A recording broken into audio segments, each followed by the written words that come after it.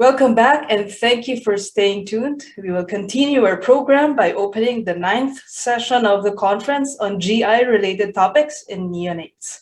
We have two speakers for this session who are academicians on one of the top universities in the United States. Chairing this session is Dr. Sridhar Kalyansundaram, Consultant and Head of Neonatology, Danat Al Emirat Hospital, Abu Dhabi. He is also the President of NNF Emirates Branch and Secretary of IAP Emirates Neonatal Chapter. Good afternoon, Dr. Sridhar. I hand over this session to you. Thank you so much. I have enjoyed, I'm sure you have been enjoying this great conference organized by my good friends, Dr. Ayman Rahmani and Dr. Junaid Khan.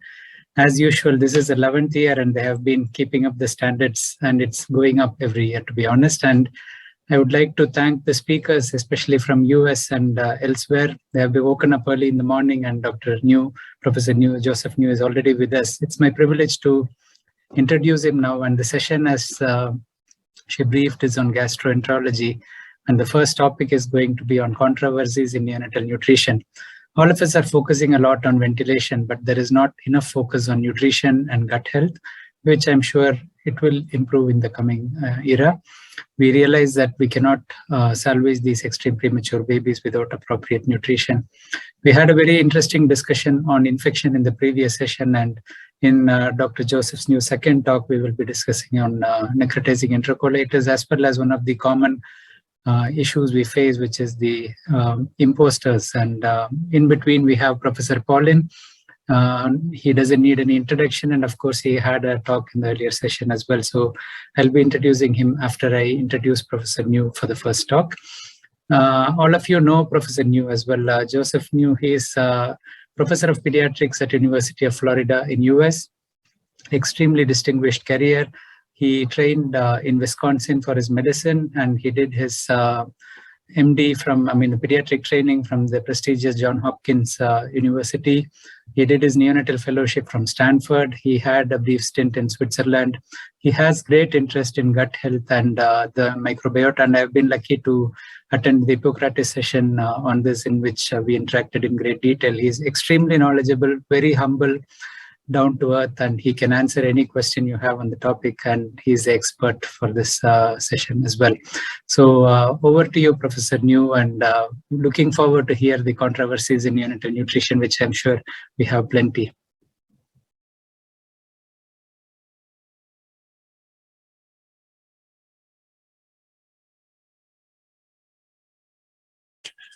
Well, thank you very much.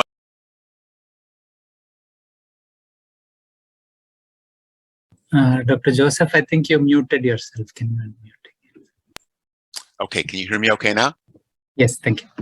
Excellent. Okay. Well, thank you very much for that kind introduction. It's a real honor to be with you this morning, this afternoon, this evening, wherever you are. I am just going to talk about a few controversies in nutrition of the very low birth weight infant. And see if I can advance the screen here.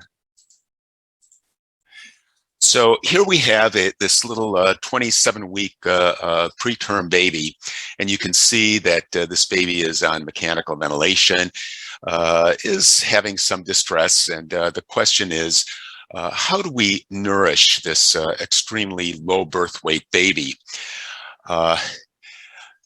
Well, I'd like to just say that there are many, many controversies in nutrition of a very low birth weight baby. And with this half an hour that I have available to you, I'm mainly going to focus on intravenous lipids and advancement of enteral feedings, and also measurement of gastric residuals, which are certainly some controversies that we have in nutrition of these low birth weight babies. Now, when it comes to parenteral nutrition, it's very common practice that amino acids are started very slowly in the first week after birth, and they're advanced slowly in increments. That actually has changed a lot in many neonatal intensive care units. Lipid infusions are also started in the first week after birth, but advanced incrementally. And that's something that I think that there's still a lot of controversy about. And they're also frequently delayed or interrupted for various reasons. So we also have some issues with enteral feedings. There are many neonatologists who will not provide enteral feedings because a baby has had low APGAR scores. Umbilical artery catheters may be in place. The baby is having apnea and bradycardia. Baby's on mechanical ventilation, getting CPAP, vasoactive drugs. And we have TPN available, so babies can grow on TPN, but we still think that have this attitude that TPN is enough for these babies. Well, what's the concern? Well, we are very concerned about these babies developing this very distended abdomen that we see in this baby and necrotizing enterocolitis. But I can say that in terms of these excuses to withhold enteral feedings, none of them is a really valid excuse. And we will talk about that. Now let's talk a little bit about the energy stores in the fetus and newborn. And this is a very old slide from Eckhard Ziegler, but it still holds today. And if you look here at the weeks of gestation, and at the top here, we see the weight, water percentage, protein percentage, lipid percentage, and energy stores. So for a 24-week gestation premature baby, the body fat is 0.1% and the energy stores are 19.5 kilocalories. The baby that I showed you before, 26, 27 weeks gestation, has about 123 kilocalories of energy stored, which is not very much. So what do we need to do with these babies? Well, one thing we need to consider is their energy requirement. If these babies are fed by the enteral route, it's been found that these babies require about 120 calories per kilo per day for growth if they are being fed enterally. If they are on TPN, no enteral feedings, one can attain a positive nitrogen balance with 60 calories per kilo per day with about 2.5 grams per kilo per day of protein. And the minimal caloric intake for weight gain is about 80 calories per kilo per day if that baby is on TPN, no enteral feedings. So you can see that these very low birth weight babies need to have energy either given enterally or parenterally shortly after birth to meet their energy needs. If we don't provide these energy needs and amino acid and lipid requirements for these babies, we can be affecting their brain development. And here we see different stages of brain development. So here's 6 months, 7 months. This is what a brain looks like in a preterm baby at 6, 7 months. Here's what it looks like at term. So there's a tremendous amount of brain development occurring during this period of time. And so early nutrition is very important. So the first controversy is how much lipid you provide to the extremely low birth weight infant from day 0. What do you do and what do others do? Well, in many cases, intravenous nutrition in the form of glucose or even amino acids is introduced early, but lipids are introduced slowly and incrementally. What is the potential problem with this?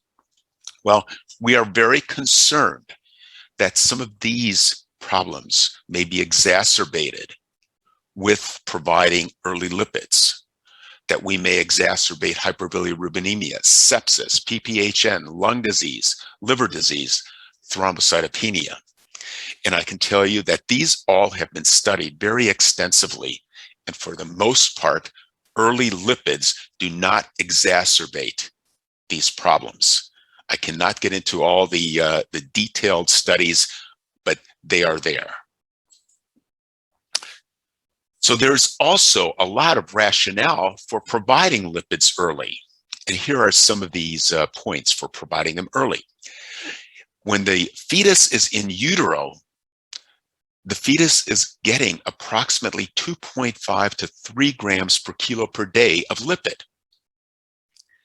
The essential fatty acid status in early infancy is low, and it's rapidly exacerbated if you do not provide early lipids. Long-chain polyunsaturated fatty acids, such as docosahexaenoic acid, are very important in brain and retinal development. And some of these do not get formed from the precursors in preterm babies very well. And so they actually have to be provided to these preterm babies. And you also want to provide enough energy in the form of lipid, because energy in this form of lipid prevents catabolism and spares protein. Now here we see a picture of a baby who has this scaling and peeling skin. This is a sign of essential fatty acid deficiency. And this happens to be a baby who was not given intravenous lipids for over 2 weeks. The reason for not giving intravenous lipids is because the baby had some hyperbilirubinemia, and there was some concern that these fatty acids would displace bilirubin from the albumin molecule and cause some problems. Well, that is no longer a valid concern. Several studies have been done to look at this in vivo in human babies, and that is not a real concern. We also need essential fatty acids for these babies. And what are the essential fatty acids? Well, these are 18 carbon fatty acids, linoleic and linolenic acid. One is an omega-6 fatty acid. The other is an omega-3 fatty acid. And here we can see the biochemical conversions of the omega-6 and the omega-3 series into larger fatty acids, such as arachidonic acid and docosahexaenoic acid. These are very important long-chain fatty acids that are required for growth, brain development, and retinal development. Now, what happens when we don't provide these essential fatty acids to these babies early on? And this is a very old study that was done at the University of Wisconsin in 1991 by Dr. Gary Gutscher and colleagues. And what they looked at here is 4 different groups of babies. One group was receiving no intravenous lipids or no feedings, and the babies had some respiratory distress. Here was a group of babies that was not getting intravenous lipid, had RDS, but was getting some feeding. Here is no feeding, but intravenous lipid. No intravenous lipid, but feeding, okay? Here's the worst group. These babies are not getting any intravenous lipids. And what they did was they measured something called a triene to tetraene ratio in these babies, sometimes called the Hohmann index. And if there is a triene to tetraene ratio that is greater than 0.2, that is considered to be essential fatty acid deficiency. So I'd like you to focus on this column here. The essential fatty acid intake in these babies at 1, 3, and 7 days after birth was 0. And here we can see that the triene to tetraene ratio on day 1, the percentage of babies was 5 that had this ratio. On day 3, 15. On day 7, 80% of these babies had a triene to tetraene ratio greater than 0.2, which is telling us that 1 week of lipid-free nutrition will result in 80% of those babies having essential fatty acid deficiency, at least biochemical essential fatty acid deficiency. If you provide a small amount of lipid, 1 gram per kilo per day, you can actually prevent this essential fatty acid deficiency. There are several studies that have been done looking at mortality and morbidity of early lipids. and some of the excuses that I showed you before for providing lipids, not providing lipids, are now moot points. And here we have some meta-analyses that show no difference in mortality, chronic lung disease, or other morbidities in early versus late introduction of intravenous lipids. Now, what about the energy requirements? Well, lipids are a tremendously good source of energy. And as I said before, we need a total of 80 calories per kilo per day for growth if a baby is getting only parenteral nutrition. Now, here we have a 1 kilogram baby that we're assuming here. And if we give 8 milligrams per kilo per minute of glucose infusion, that will provide 39 calories for that baby. If we give 3 grams per kilo per day of amino acids, that provides 12. So we still need about 30 calories per kilo to get a total of 80. This means that we need to give 2.7 or close to 3 grams per kilo per day of lipids for this baby to get growth. So this is one of the reasons why it is now recommended to provide 3 grams per kilo per day of intravenous lipids shortly after birth. So when do we start lipids? As soon as possible. There are no studies that show real problems starting at 3 grams per kilo per day. Usually not more than 3 grams per kilo per day need to be provided. And prolonged infusions are what are recommended at less than 0.2 grams per kilogram per hour. Now, one question that's commonly asked is whether we should be monitoring triglycerides. And I think that this is something that was recommended many years ago, and the norms that you see recommended in textbooks are very different. Usually less than 200 milligrams per deciliter was considered to be hypertriglyceridemia. But most preterms are also being advanced on enteral feedings. And so this is a moving target. And I question what it means in terms of any kind of danger to these babies to have a triglyceride level that is 250 or 300.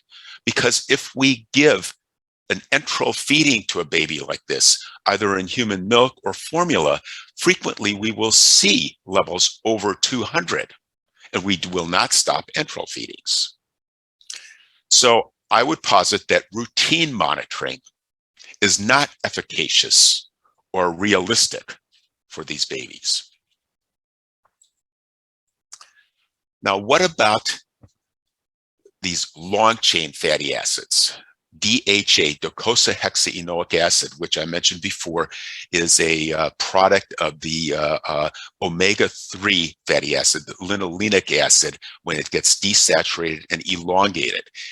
In the fetus, there is very high transfer of DHA to the fetus.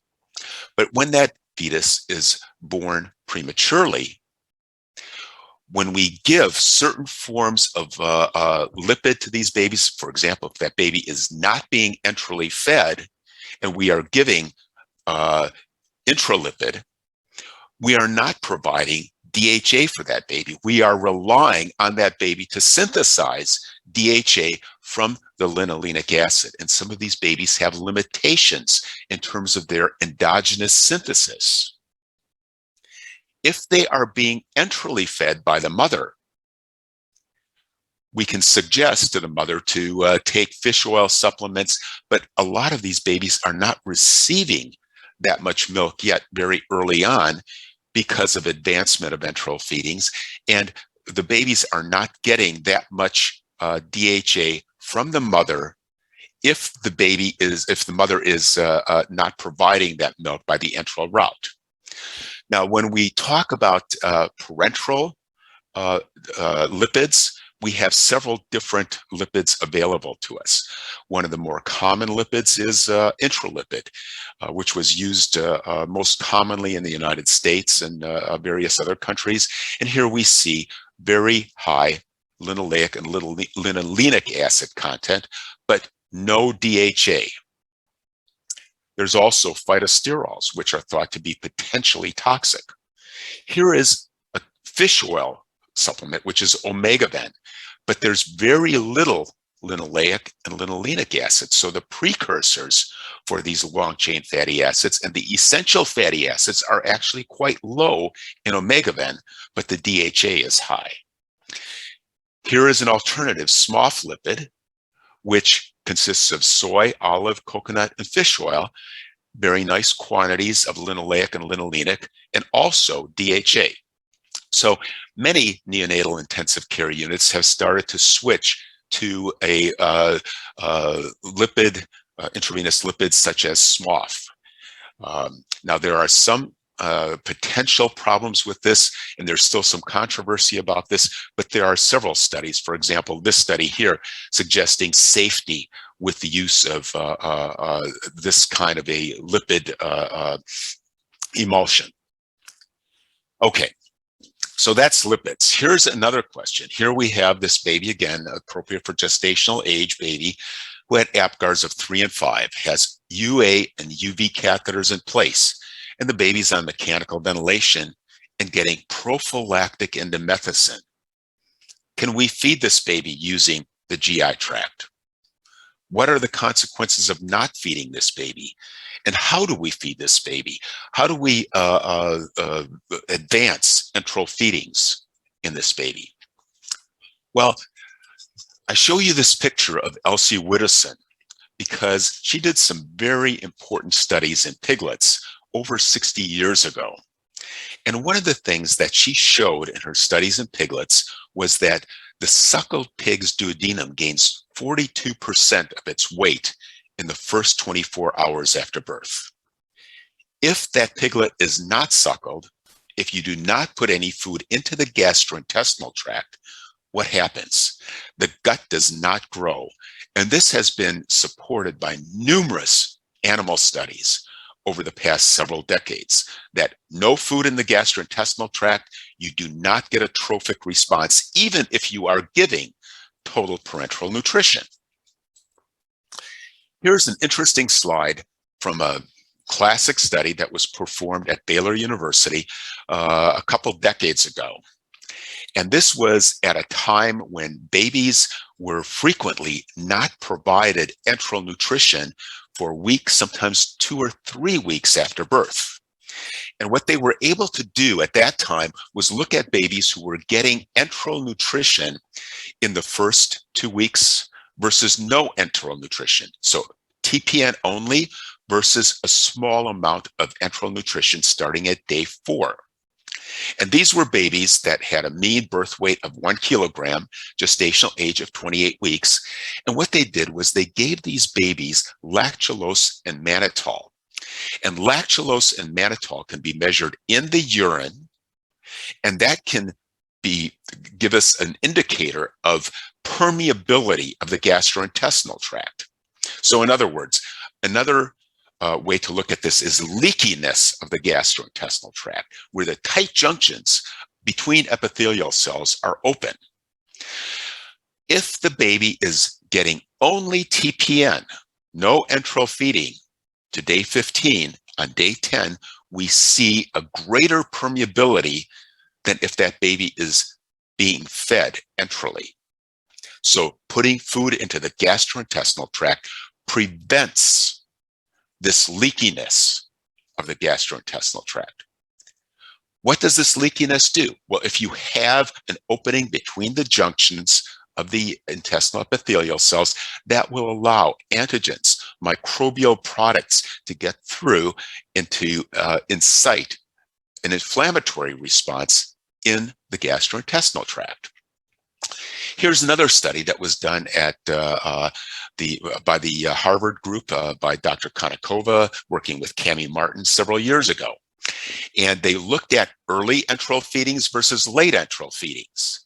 And they measured certain outcomes such as neck, retinopathy, chronic lung disease, PVL, IVH. And early feeding was prior to 4 days versus greater than 4 days. And if you look at the univariate analysis of these comorbidities, you see much greater comorbidities in the babies who were fed late. In this study, at 2 weeks of age, they also evaluated inflammatory mediators in the blood of these babies.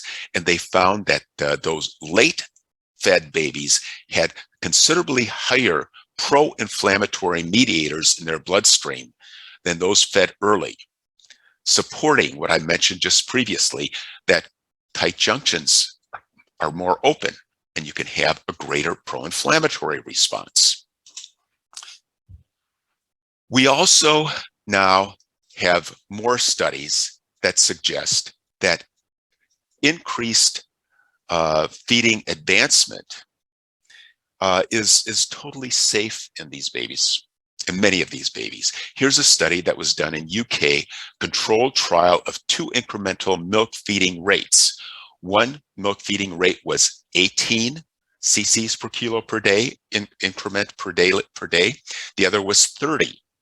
And what they found in this study was that there was no significant difference in survival in moderate or severe, without moderate or severe neurodevelopmental disability at 24 months in these very preterm babies.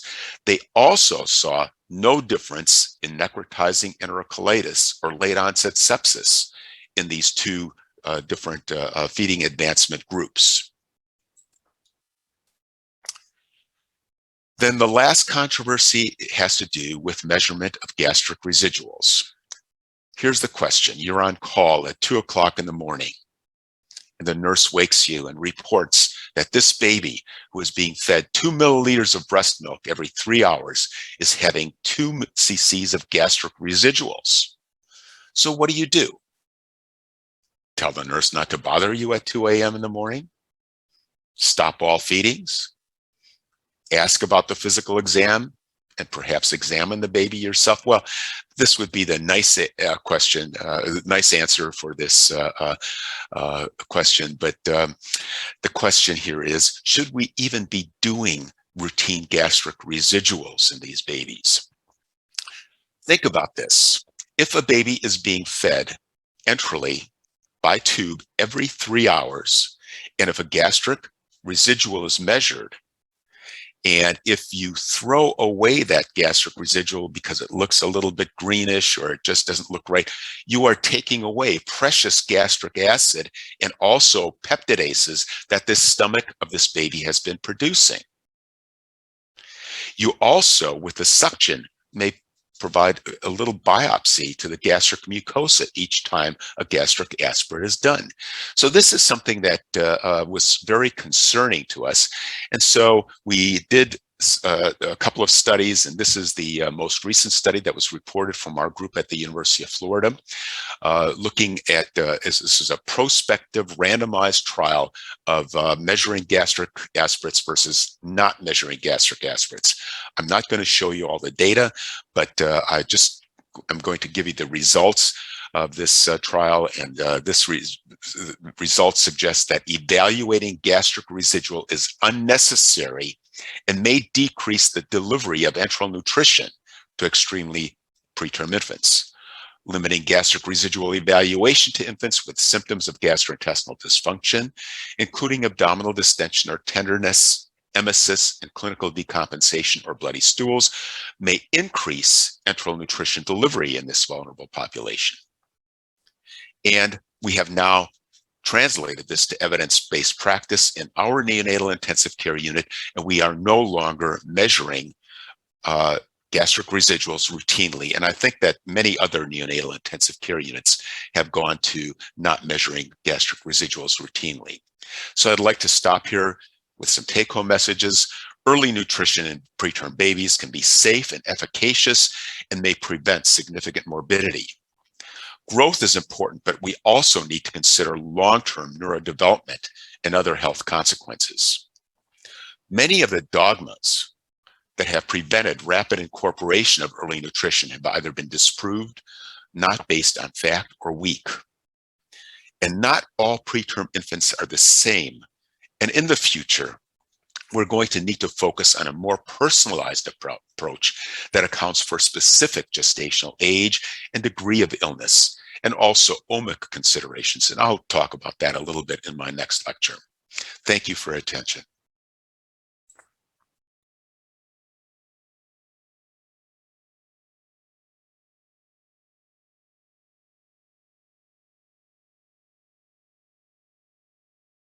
One. Thank you, Professor Joseph New, for an excellent talk. You clarified most of the concerns that impact on practicing neonatologists, and I'm sure we'll have lots of questions related to clinical relevance of the topics you discussed, the gastric aspirates, the availability of SMOF. In UAE, recently we have shortage of the intralipid, so most of us are using mainly the SMOF, but we will discuss that in the discussion section as well. So thank you, and look forward to the second lecture soon after Professor Paulin's lecture. It's my pleasure to introduce the speaker for the next lecture, which is none other than Professor Paulin. He has already been introduced by Dr. Junaid Khan in his previous lecture, but suffice it to say that he's a real legend. He was inducted into the Legends Hall of Fame of the AP in 2017. He was already the chief resident when I was learning to crawl, and he has written not 20 articles, but 20 textbooks. And all over the world, the textbook which edited fetal and neonatal physiology has been a key area of interest for all the budding neonatologists, and it continues to be the same. So without much ado, I introduce Professor Paulin and request him to take on the topic, which is a bugbear in many neonatologists and also the postnatal pediatrician's mind, the blood sugar that we should target. Over to you, Professor Paulin.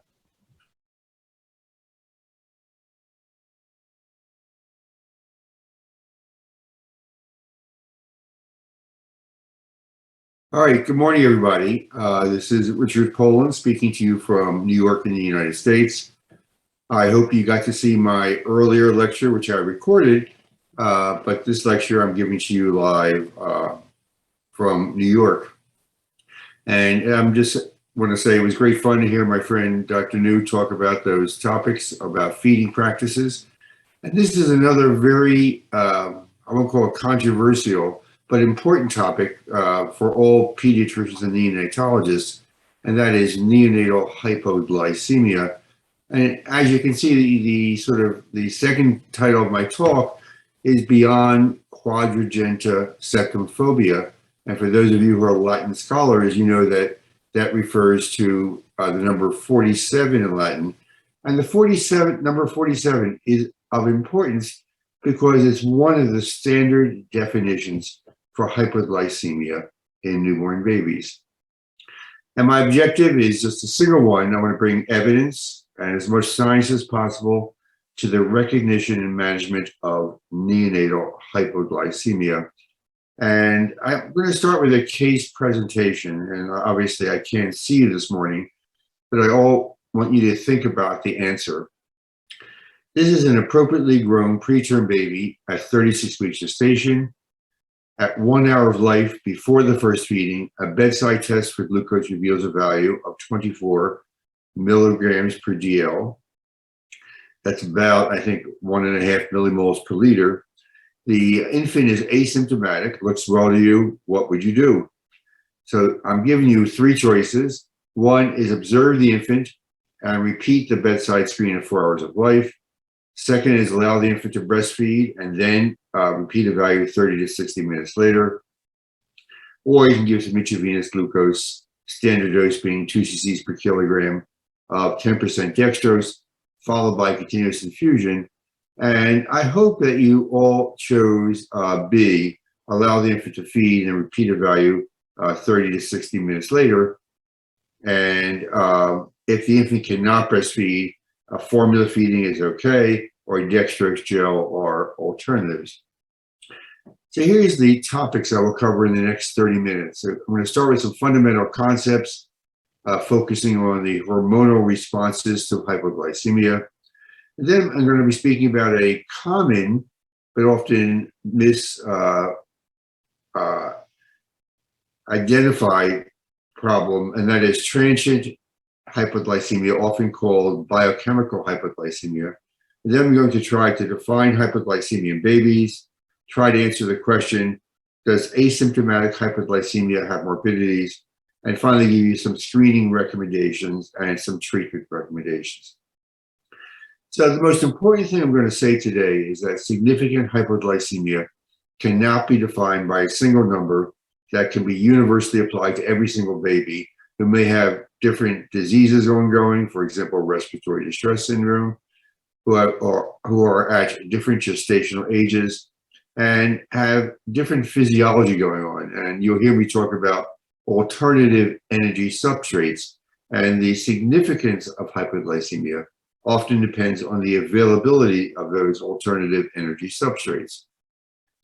So the new concept is not what glucose level is significant, but the concept is neuronal fuel balance. And obviously that does depend somewhat on blood glucose concentration. It also depends on the baby's condition. Is there ongoing hypoxia, or was there perinatal depression, or is sepsis a likely diagnosis? And what are the alternative fuels? Main alternative fuels being ketone bodies, lactate, and certain amino acids. Alanine is shown here, but glutamine is also an important amino acid. So how do you incorporate all those variables? And the answer is by your examination. So clinical examination is the most important thing you can do to determine whether a particular glucose level is adequate or inadequate. Now, through the history of hypoglycemia, lots of numbers have been applied to what is significant hypoglycemia. On the upper left part of the screen are recommendations by Marvin Kornblath. And probably many of you are not old enough to remember those recommendations. They were made in the late 60s and early 70s. And I'm going to talk about them, but he defined significant hypoglycemia as less than 20 in a low birth weight baby, less than 2,500 grams, or less than 30 in a full-term baby in the first 48 hours of life, and then greater than 40. And we use those recommendations for many years. In about 2000 and I want to say about 15, the Committee of Fetus and Newborn made their own recommendations. I'll show those to you later on the slide. But in the first 24 hours of life, you'll see them talk about levels of 35 to 45, and before discharge, determining whether the levels are at least 60 milligrams per DL. And those recommendations are still used by many units in the US. The pediatric endocrinologists like to see higher values, especially any baby that requires glucose supplementation. So they say the glucose value should be greater than 70 before discharge. The number 47 is still in the literature. I mentioned, or I started off my talk by speaking about quadrigingia septumphobia, and that is number 47. And that was established by Alan Lucas in a classic paper, which I'll show you. But many neonatologists say, well, that's a lot of numbers. I'm just going to try to keep the glucose value between 55 and 110.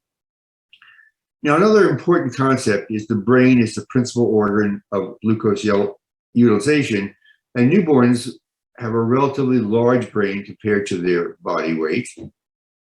And if you look at the lower graph, we have a slide showing brain to body weight ratio. And you can see it's highest in the newborn period and goes progressively down with advancing age. Men and women have pretty much similar brain to body weight ratios, but I always say that females have these larger brains. The other important concept is that there's a very limited reserve capacity of fuel in the brain. So the brain is constantly dependent on delivery of adequate nutrients to maintain its energy status.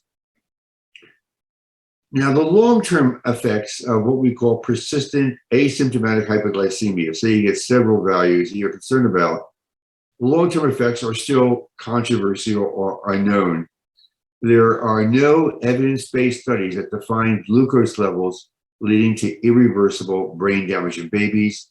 Obviously, if hypoglycemia is associated with coma or encephalopathy or seizures, that's much more significant and much more likely to be associated with brain damage. And there's no evidence that treating what we call asymptomatic hyperglycemia is going to improve neurological outcomes. Now, the signs of hyperglycemia can be divided into two main categories. There's neurogenic, which we've all experienced when we skip a meal. So these are the adrenergic responses, palpitations or tremors, sometimes a feeling of anxiety or sweating. In adults, we know when that occurs. It occurs at 50 to 60 milligrams per DL. And then there are the neuroglycopenic signs of hypoglycemia.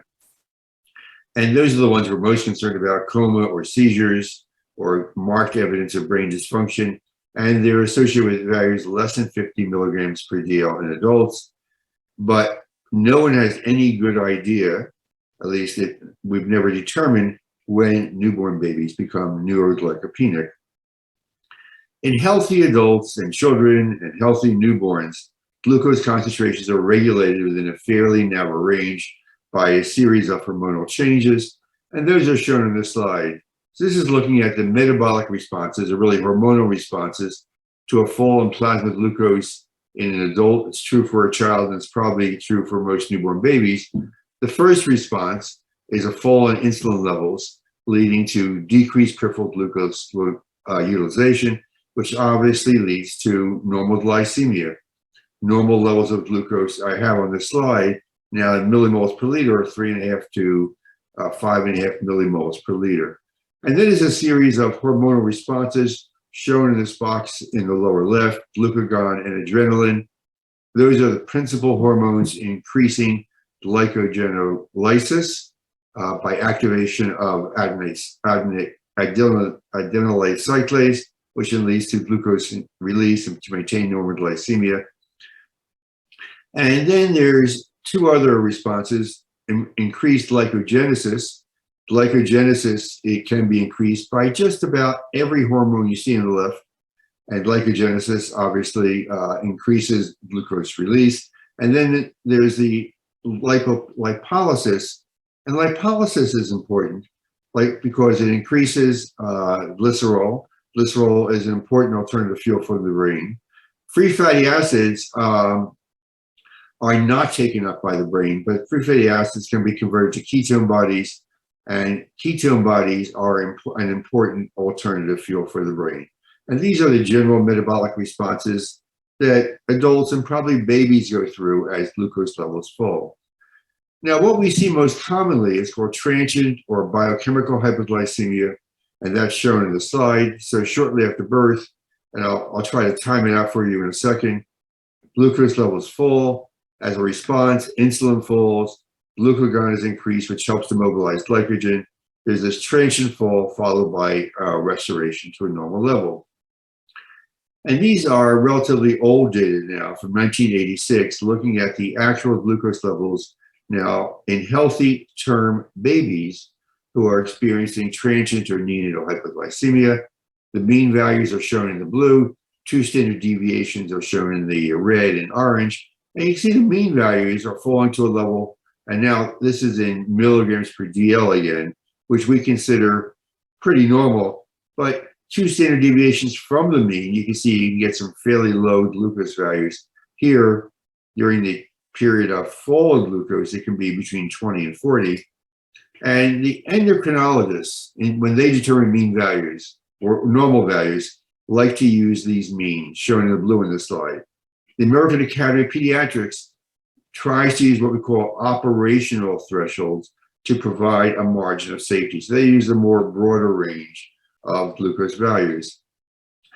Now, there's a difference in how quickly biochemical or transient hypoglycemia occurs in different gestational age babies, and to what level of fall. So this is a study from 2018, and you can see the authors on the bottom of the slide.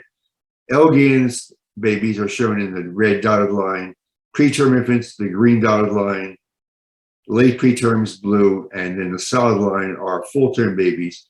But you can see the extremely low gestational age newborns and preterm babies, which is up to about 32 weeks, between 28 and 32 weeks, they tend to fall to a lower level sooner and to a much lower level than either the late preterm babies greater than 34 weeks but less than 37 or our full-term population.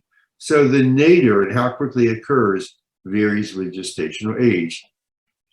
And these are some numbers from one of many studies looking at normal glucose values. Here you see various time intervals across the top, and then the mean levels to which they fall. They're all considered pretty normal levels. These data are on healthy term babies. This is what we consider normal glycemia in a healthy term baby. But you can see that if you go down between 1 and 2 hours during the period of transient or biochemical hyperglycemia, some healthy term babies will get down to levels which are very low and then rebound to a level that we consider normal, but the 5th percentile can encompass levels that we consider low in newborn babies. By the way, a third of these babies were breastfed, and breastfed babies tend to have lower glucose values. In fact, here are data on breastfed babies, again, looking at time intervals from 3 hours up to 72 hours. The mean values and median values were not different from what I just showed you, but the ranges, if you look at the red value in the ranges, they are much lower than we tend to see in formula-fed babies. But in general, breastfed babies have higher ketone bodies, and ketone bodies, again, are an important alternative fuel for the brain in all newborn babies. And this study was published in 2020, and what makes it unique, it's a study, again, on healthy term babies, and the population is 67 babies, but they also did what's called continuous or interstitial glucose monitoring, where they get a continuous readout of glucose values. So the upper graph shows intermittent monitoring, the mean value, and then the 10th and 90th percentile. And the bottom graph looks at continuous or interstitial glucose monitoring. They're pretty much the same, but there were two interesting things from this study because they did continuous monitoring. So first of all, I already spoke about that number of 47, and it's interesting that plasma glucose levels less than 47 approximated the 10th percentile in the first 48 hours of life. So here's a physiologic confirmation that 47 may be significant. But what is really interesting, when they did continuous glucose monitoring, that almost 40% of the healthy term babies had more than one value below 47. That's a lot of babies, and most of those babies, in fact, I would say virtually all, never require treatment. So transient hypoglycemia can be associated with hyperinsulinemia. And that can be true for SGA babies, for preterm babies, or for LGA babies. And we have hyperinsulinemia accompanying hypoglycemia. That's associated with decreased alternative fuels, such as lactate, beta-hydroxy, and acetoacetate, which are the ketone bodies, and glycerol. So it's like a double whammy. Not only is the glucose value falling, but the alternative fuels are also falling. And the next two slides look at how well various age children and newborn babies can suppress insulin concentrations. So you can see here in children, insulin concentrations are suppressed completely below a value of about 4 millimoles per liter. And I should have said it, but to make the conversion, 18 milligrams per DL equals 1 millimole per liter. If you look at our term newborn babies and look at when they suppress insulin concentrations, it's at a much lower level, probably about 2 to 3 millimoles per liter. And these are data on preterm babies who are not infants of diabetic mothers, and they go all the way down. So it's harder in a preterm baby to suppress insulin levels. That's why many preterm babies have the concurrent problem, who are hypoglycemic, have the concurrent problem of hyperinsulinemia.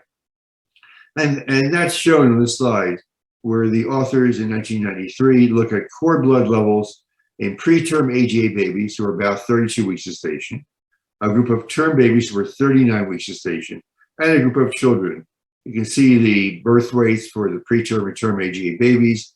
In this study, the glucose values in cord blood were all entirely the same when you compare them to those in children.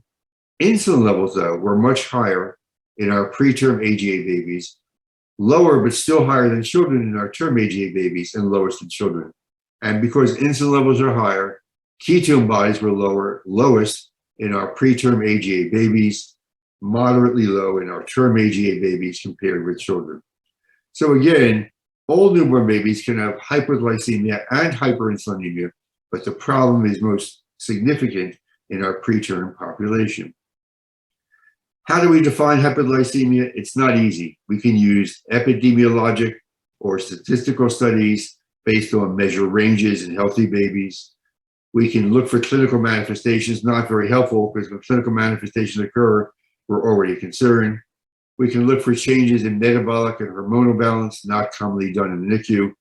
Or we can look at neurodevelopmental outcomes. Again, that's not quite satisfactory because we want to avoid babies who have neurodevelopmental abnormalities. This is the report from the Committee of Fetus and Newborn, of which I was part of. David Adamkian is the senior author on this paper, and it was published in about 2011. And it looks at normal values for postnatal glucose homeostasis and who to treat. And the AAP used operational thresholds, and operational thresholds provide a range, and we call it a margin of safety before the infant becomes symptomatic. And that was counterbalanced by reports from the Pediatric Endocrinology Society, which I said already uses mean values, much more rigid values. And when the pediatric endocrinologists wrote the report, they called me up, and many of them are my friends from Philadelphia. Charlie Stanley, I think, was the first author. And they said to me, you're using the wrong values. You should be looking at metabolic and hormonal data, which we did not do.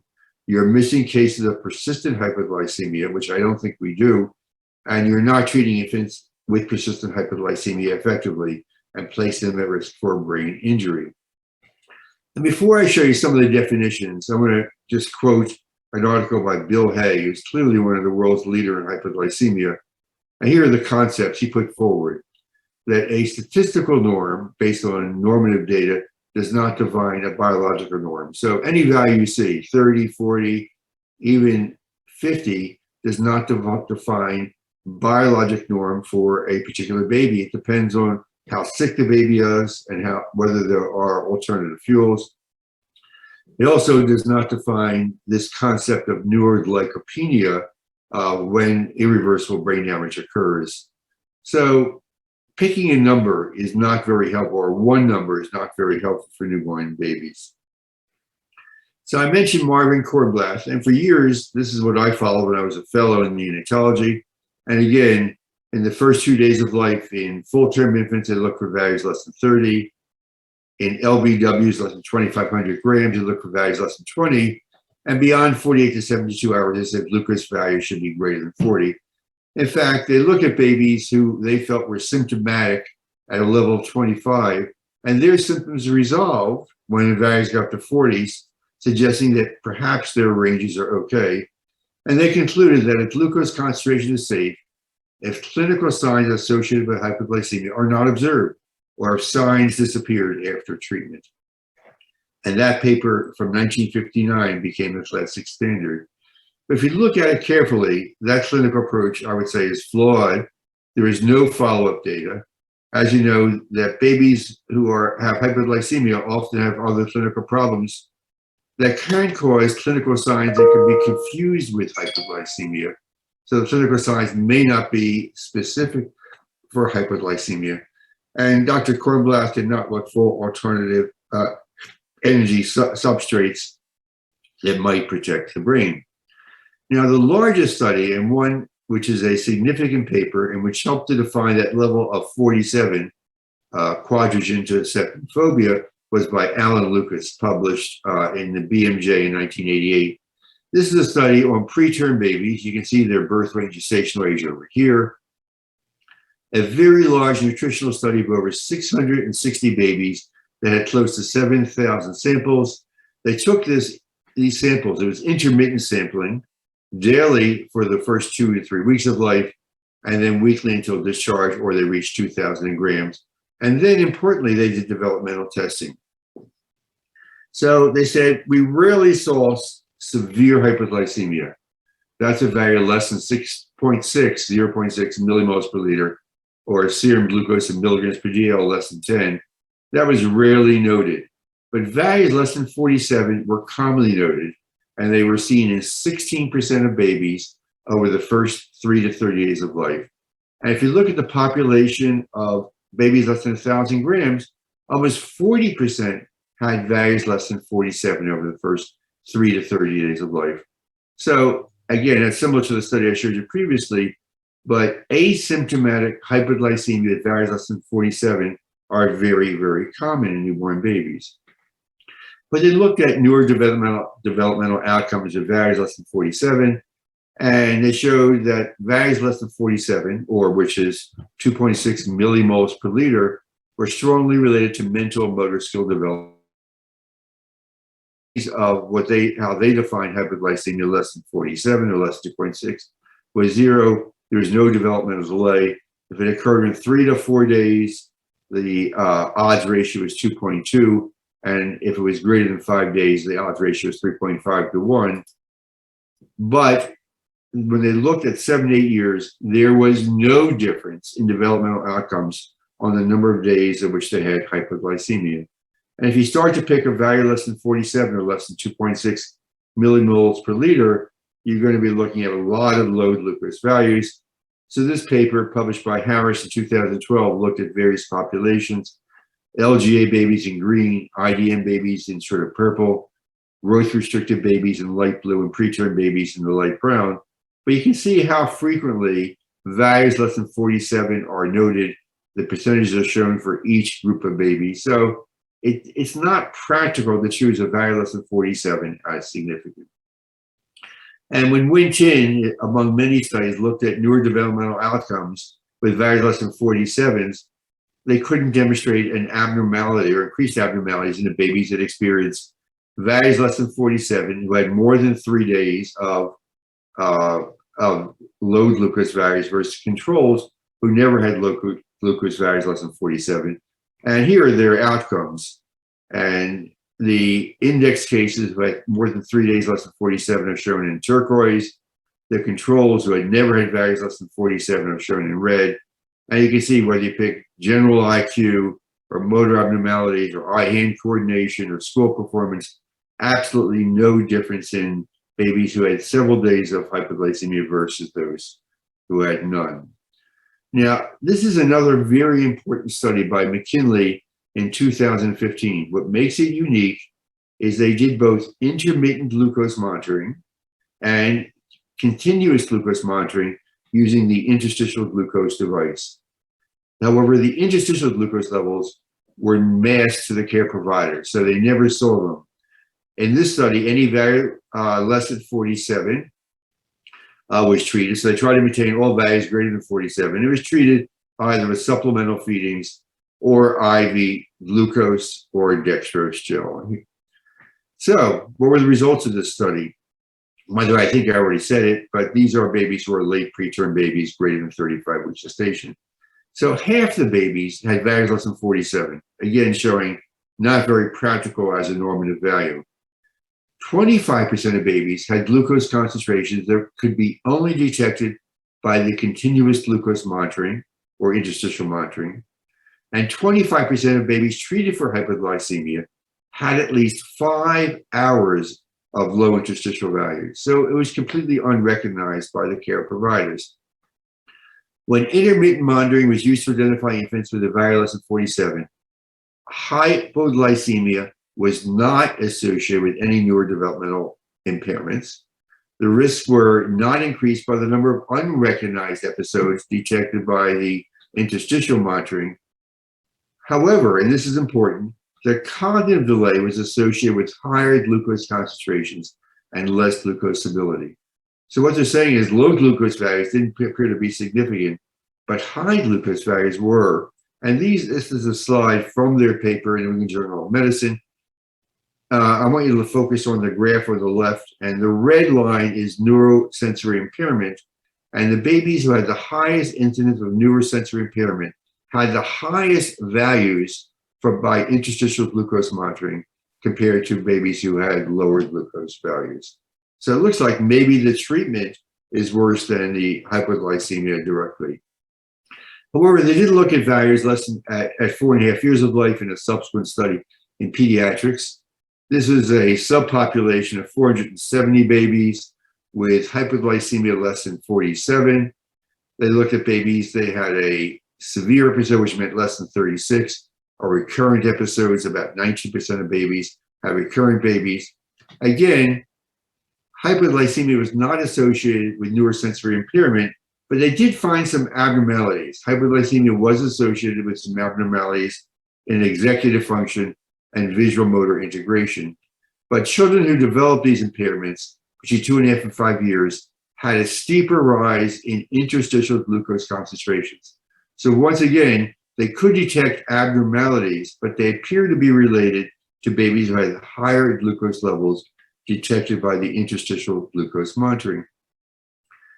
And this is a study, I think the last one I'm going to show you, that looks at treating babies at a threshold of 36 or treating babies who had a threshold of 47.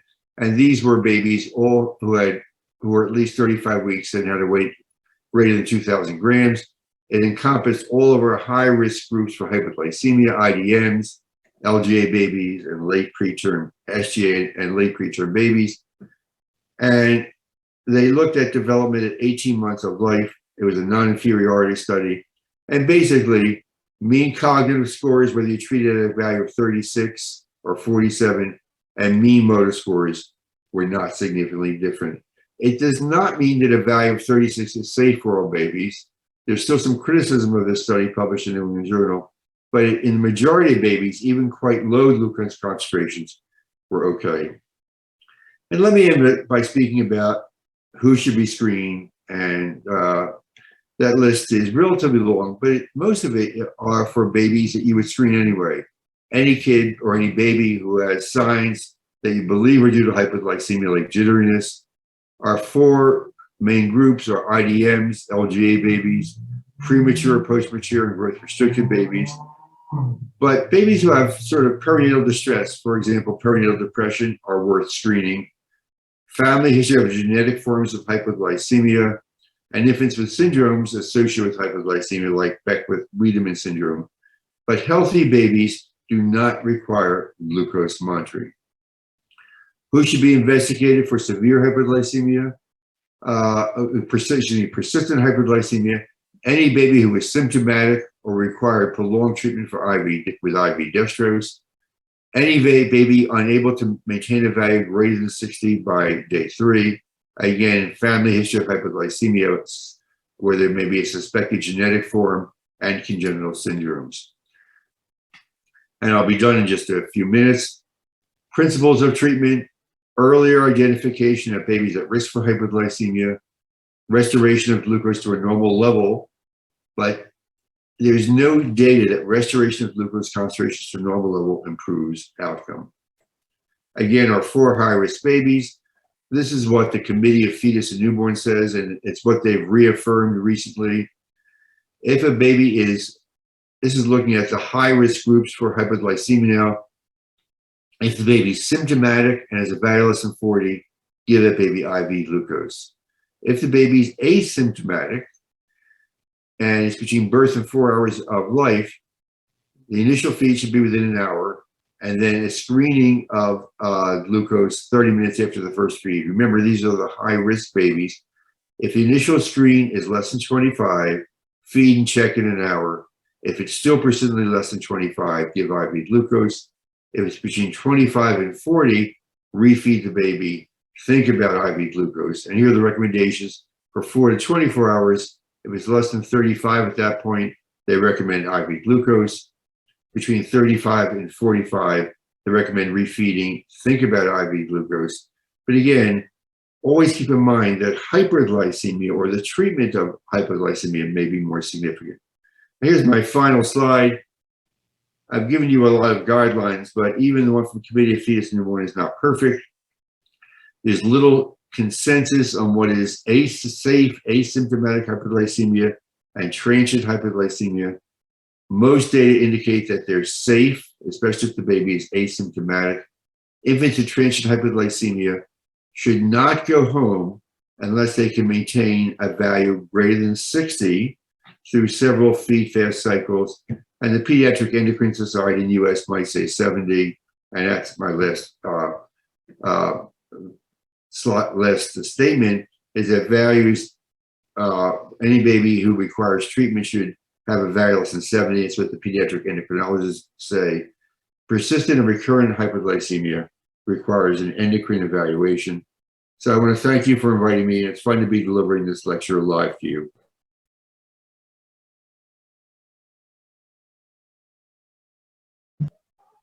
Thank you, Professor Paulin, for joining us and enlightening us on a very important topic very early in the morning there.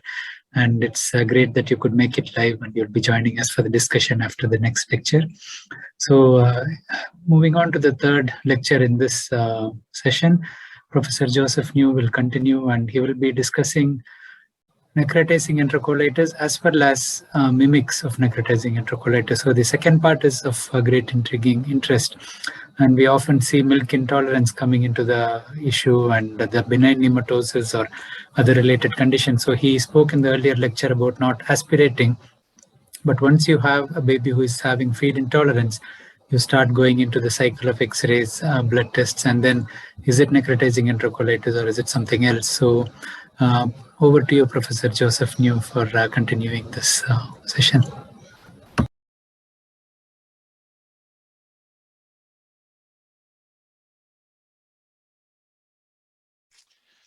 So good morning, good afternoon, good evening. Thank you very much for the invitation to give these lectures. It's great seeing some of you, and certainly I haven't seen Dr. Poland now for a couple of years, and wonderful to at least see his face on the screen. I'm hoping that sometime in the future we will see each other personally again. So the title of my lecture is Intestinal Injury in Preterm Infants, NEC and its Imposters. So this is my disclosure statement. I have no conflicts of interest. And over the next 25 or so minutes, I'm going to give you a little historical background. We'll talk a little bit about definition of necrotizing enterocolitis. Are there imposters? How can we differentiate these? Then we'll talk a little bit about the pathophysiology of what one might consider classic necrotizing enterocolitis. And then we'll talk a little bit about the neonatologists causing intestinal injury in preterms, and then go to the future. So let's start here. Here we have this little preterm baby. I show you a picture of this baby before, mechanical ventilation, 26, 27 weeks gestational age. And after a couple of weeks, this baby develops this very distended abdomen. Obviously, this baby is very sick and has developed necrotizing enterocolitis. And many of these babies either die from this disease or develop significant morbidities. Unfortunately, from a historical perspective, we have not made much progress in this disease. Well, one of the reasons may be because we are saving smaller and smaller babies, but at the same time, even the larger babies, we still see a lot of necrotizing enterocolitis. And why have we not made very much progress? Well, here are some possible reasons. The first is that we don't have a good definition of this disease. And I can tell you a few years ago, I was doing an examination, a PhD examination on a PhD student from Hong Kong, and she did some work on biomarkers with Dr. P.C. Ng in Hong Kong, look for necrotizing enterocolitis. And I asked her what the definition of necrotizing enterocolitis was. And I thought that that was a very simple question. But then I realized that she had trouble with it, and I had trouble with defining necrotizing enterocolitis. So we really don't have a good definition, and we'll talk about that. We lump several diseases called NEC into the same data set. We have animal models that really don't represent the disease that we see in human preterms. And we also, in many of our studies, have a narrow focus on individual pathways rather than systems. So for example, there are studies that are being done looking at toll-like receptor 4. That's one individual pathway, but there are several interactive pathways that are going on at the same time in the development of these gut injuries in these babies. And so this, I think, has actually not helped us that tremendously. So what about defining necrotizing enterocolitis? Here's a paper that was published in Pediatric Research just last year. And I want to show you the abstract, and here I have highlighted a portion of this abstract. And let me read this to you.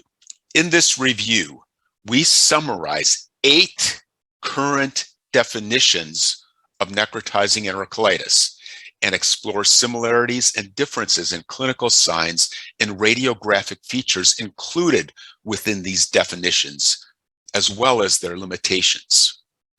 So here they're talking about 8 different definitions of necrotizing enterocolitis.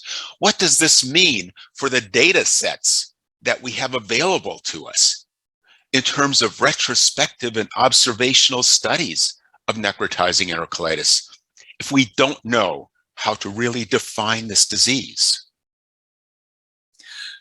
Now, let me go back to the late 1970s, and a pediatric surgeon by the name of Dr. Martin Bell in Kansas developed these criteria, these staging criteria for necrotizing enterocolitis, stages 1, 2, and 3. And these have been modified throughout the years.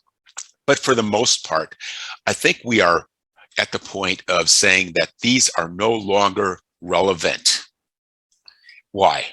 Well, stage 1 is so nonspecific, and we see what we would consider stage 1 in so many of our extremely low birth weight infants that a large majority of them would actually be classified as having stage 1. In other words, having some apnea and bradycardia, abdominal distension, showing systemic signs of not tolerating their feedings very well. So many of those babies would have be classified as having stage 1. But there is no intestinal necrosis involved. Stage 2 is medical necrotizing enterocolitis that relies largely on radiographic signs such as pneumatosis intestinalis. But I'll talk about this and how these radiographic signs can be fuzzy. Stage 3 usually is considered to be a surgical form of necrotizing enterocolitis, which you have an antecedent free air on the radiograph. But that could signify intestinal necrosis or spontaneous intestinal perforation.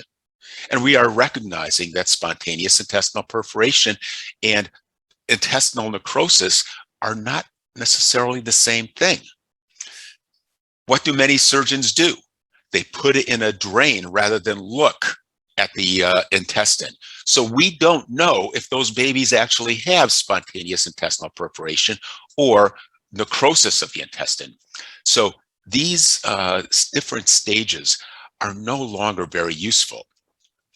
So here are some of the imposters of necrotizing enterocolitis, and I put stage 1, 2, and 3 at the very top.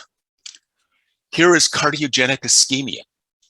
What if a baby has interrupted aortic arch, hypoplastic left ventricle?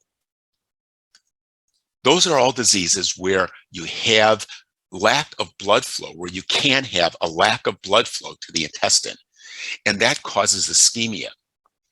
That's a very different disease entity than what we consider to be classic necrotizing enterocolitis, and it should not be given that name. It should have a different name, such as cardiogenic ischemia of the intestine. Then we have some variants of food protein intolerance enterocolitis syndrome, which I'll talk about. Spontaneous intestinal perforations, misrepresentation of pneumatosis with placement of drain in babies who might have spontaneous intestinal perforation versus actual necrosis of the intestine. And then you have several different congenital bowel abnormalities that can cause pneumatosis intestinalis or gut injury, such as Hirschsprung's, intussusception. And you heard earlier today, CMV can be a cause of intestinal necrosis. So these are all potential imposters. Now here Let me show you a picture, a radiograph of a baby who was 29 weeks gestation. The abdomen was soft. The baby was taking NG feedings very well, but it was decided to do a radiograph on this baby for an unrelated reason, that something that had nothing to do with the bowel. Well, the radiologist looked at this and sent a report back saying that there appears to be this bubbly area in the right upper quadrant that might represent pneumatosis intestinalis, cannot rule out necrotizing enterocolitis. So what do we do as neonatologists? Even though this baby had no symptoms, we see this X-ray report and we get very concerned. And many neonatologists would do several things. Number one, place this baby NPO for 7 days, start antibiotics, put in a tube to suction.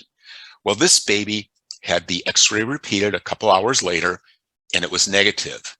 And then we considered the possibility that this might actually be just stool, or sometimes affectionately called poopitosis rather than pneumatosis. Here we have another X-ray, and obviously something is going wrong here. This is a 5-day-old baby who's on breast milk, getting hydrocortisone for hypotension, and suddenly develops this distended abdomen. And here we see pneumoperitoneum. Well, this baby was taken to surgery, and here's what they found.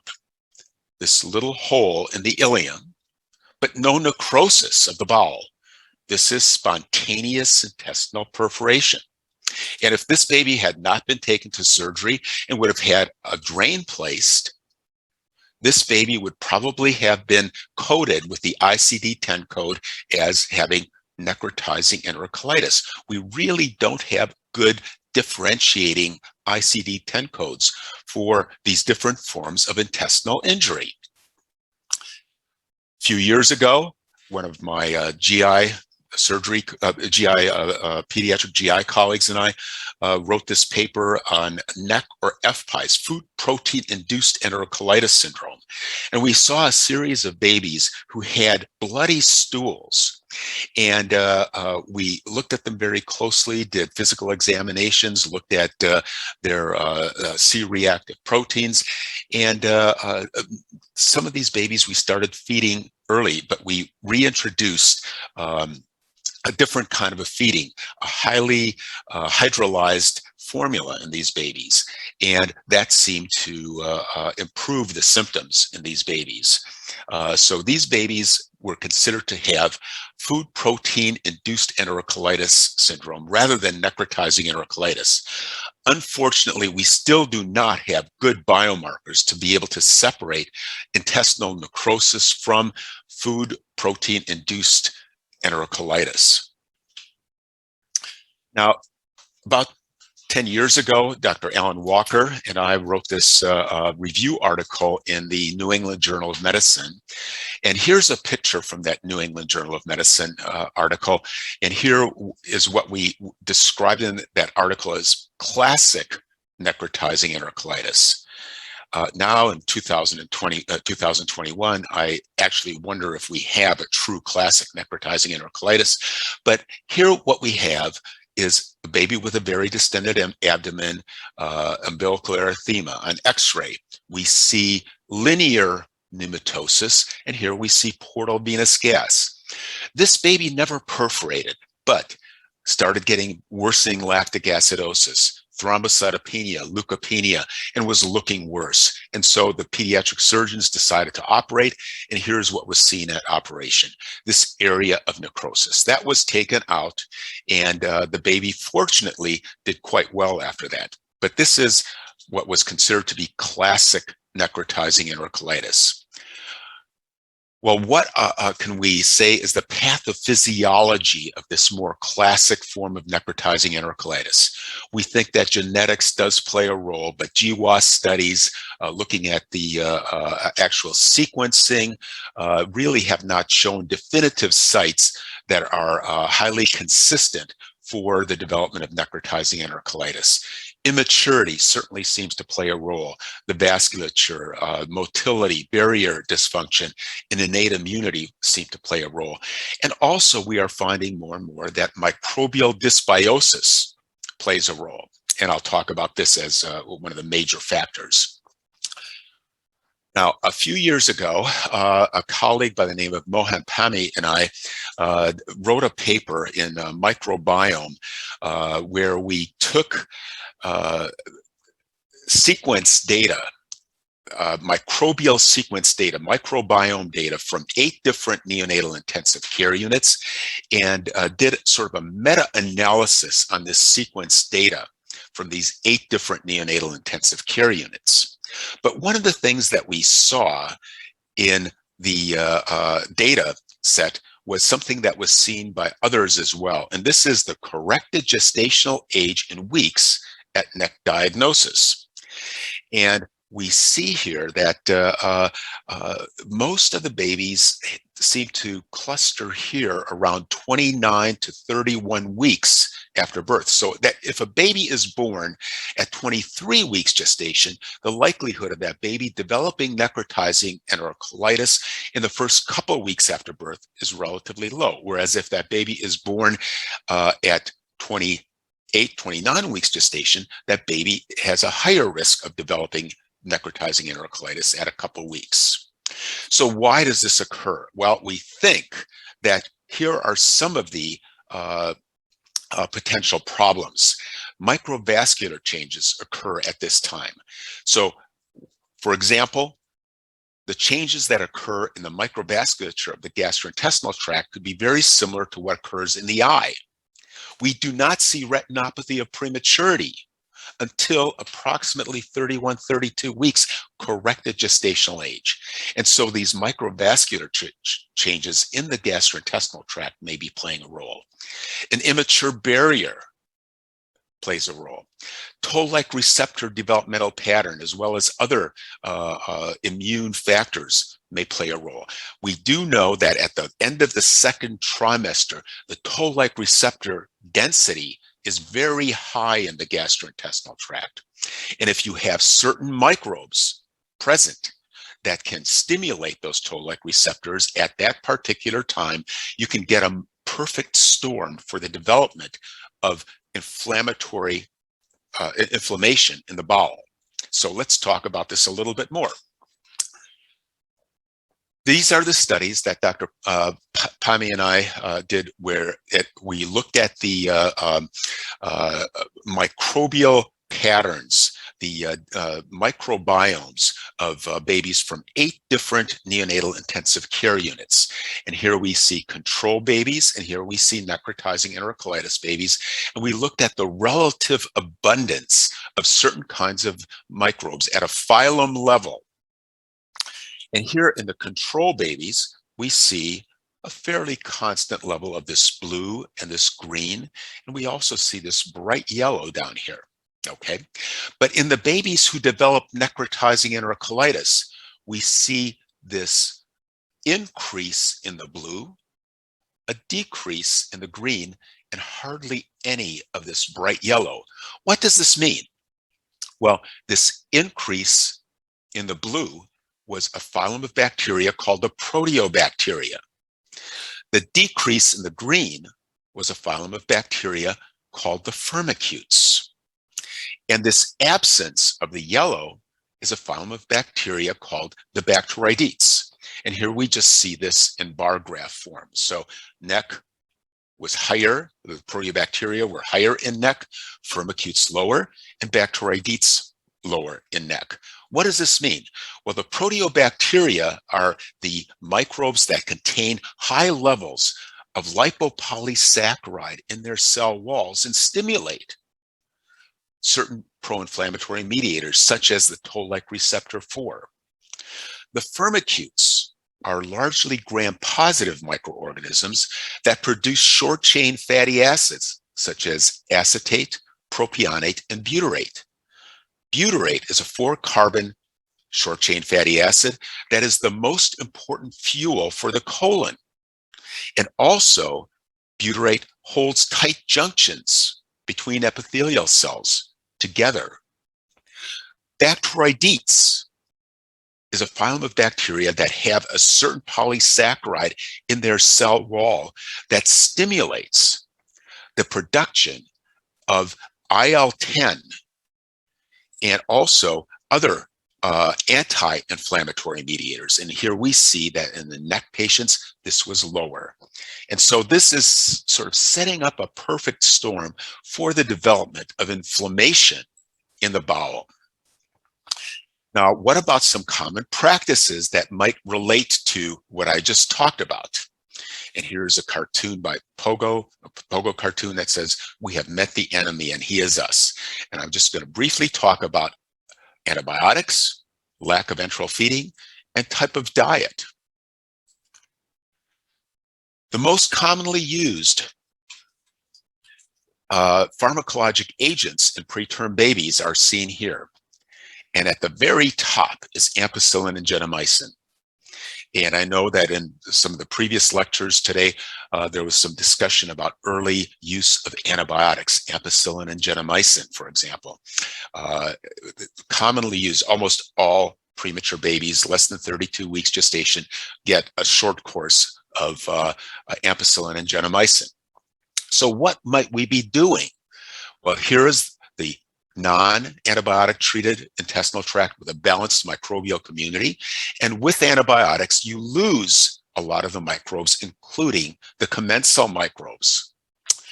So here we get decreased species diversity, altered toll-like receptor signaling, and immune dysregulation.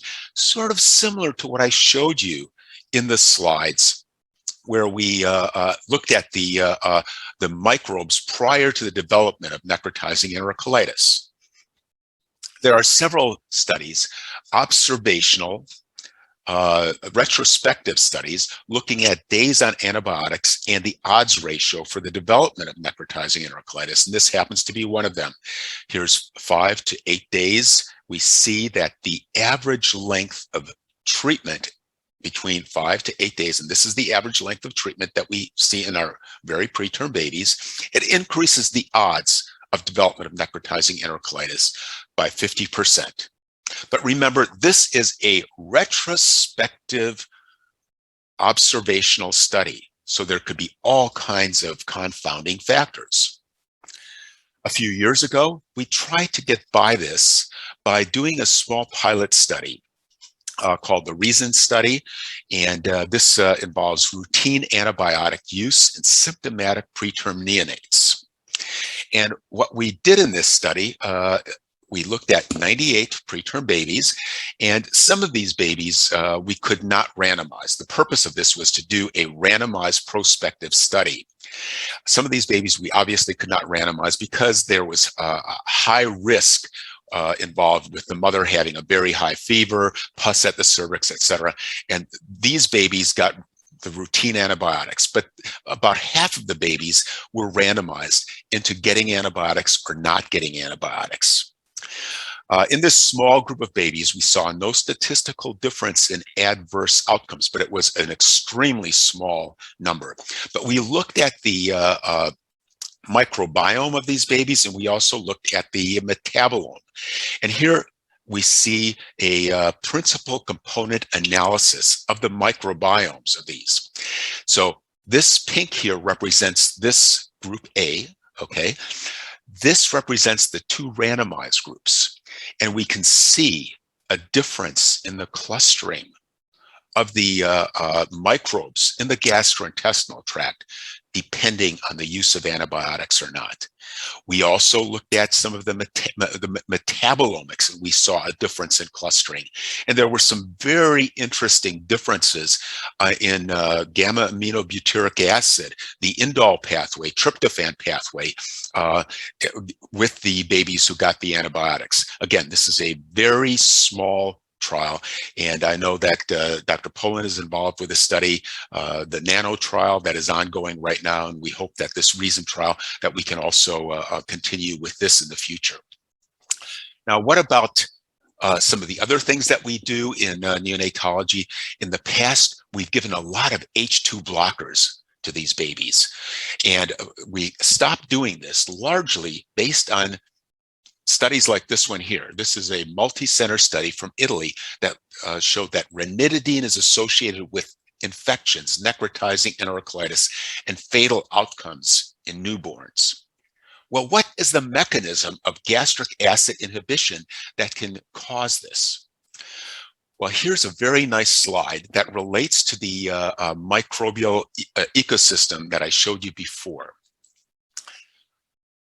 This is a baby who's getting IV H2 blocker, and what we see with the use of IV H2 blocker is an increase in the proteobacteria. Remember, these are the bad guys. These are the guys that have the gram-negative microbes that are gram-negative microbes, such as Klebsiella and E. coli, and low firmicutes.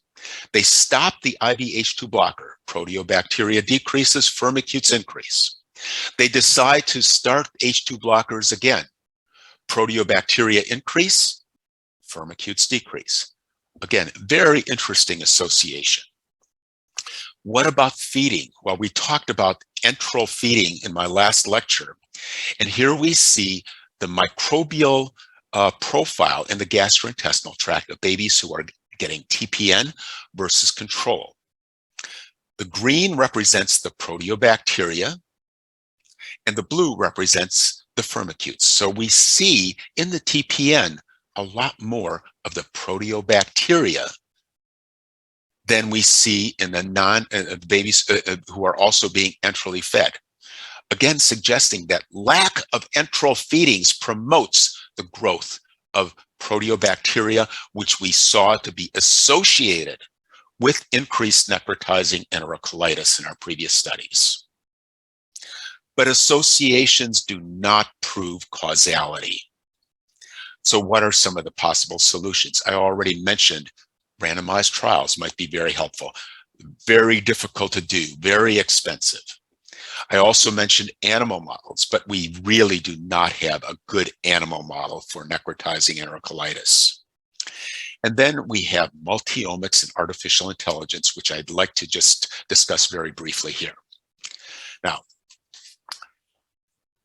what about multi-omics? I'd like to start with this picture here. This is a parable, a Hindu parable, where you have 6 blind men. And these 6 blind men were asked to examine this different portion of this animal. We can see that this animal is an elephant, but they were blind men.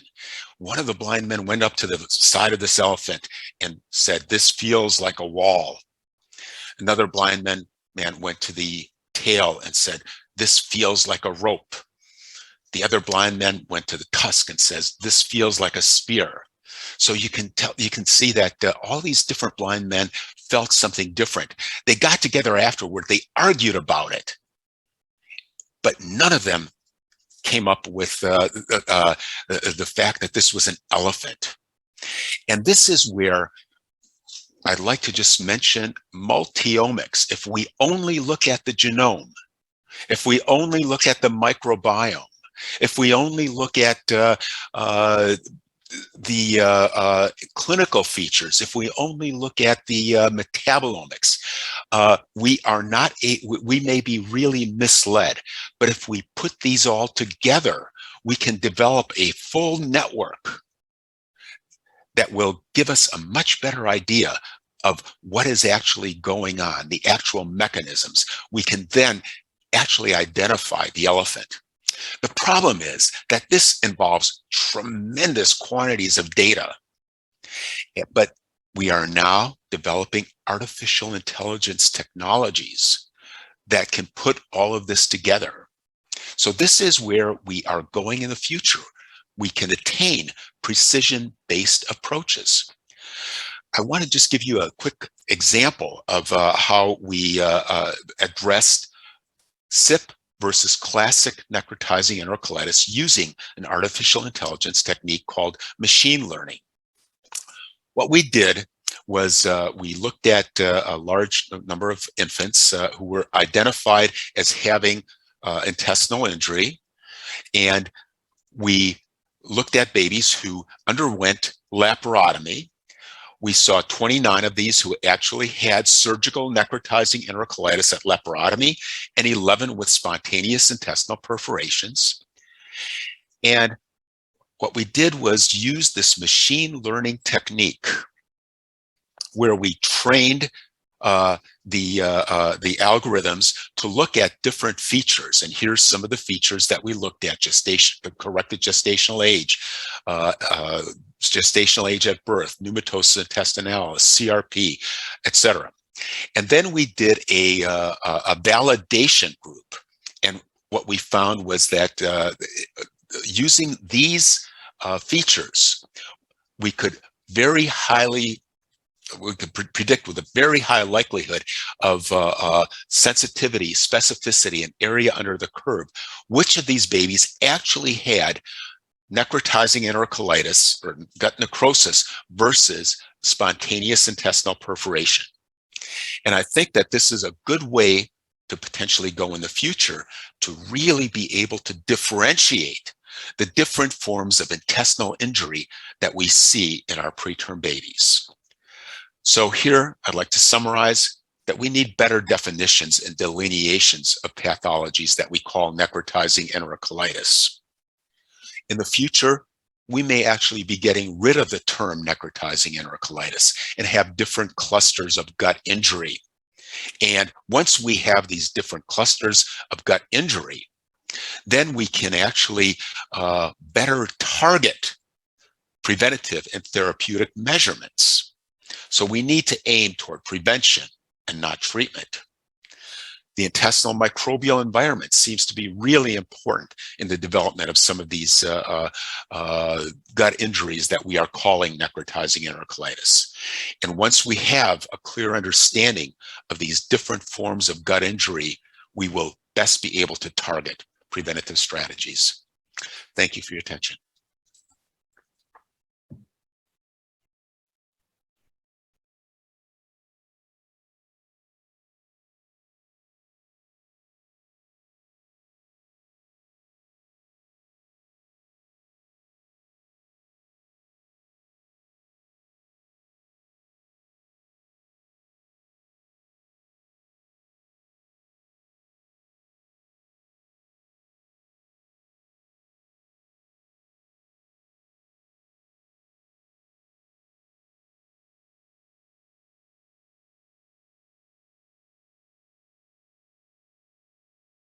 Hey, thank you very much. Thank you, Sridhar. Thank you, Dr. Polen, and thank you, Dr. New. Dr. Polen, it's early morning for you and Dr. Joseph News. Thanks a lot for accepting our invitation. But by the way, it is your conference. It's like a little bit virtual, but inshallah we will move back to in person. So we have a lot of questions. I will ask if Sridhar, you will start with the question answer session, and then we will chip in with me and Eamon. Thank you. I mean, it was an excellent session, and thank you for the opportunity to chair the session with the Starbucks as well. Sorry? Okay. Sure, go ahead. Yeah.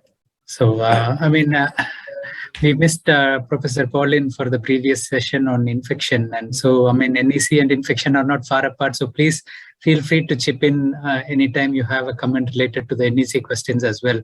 We will start with Professor Joseph in terms of the models. I mean, it's very fascinating. I mean, we have different models we have designed for example, oxygen. I mean, the oxygen targeting through the ventilator, where it's a feedback system, closed loop system.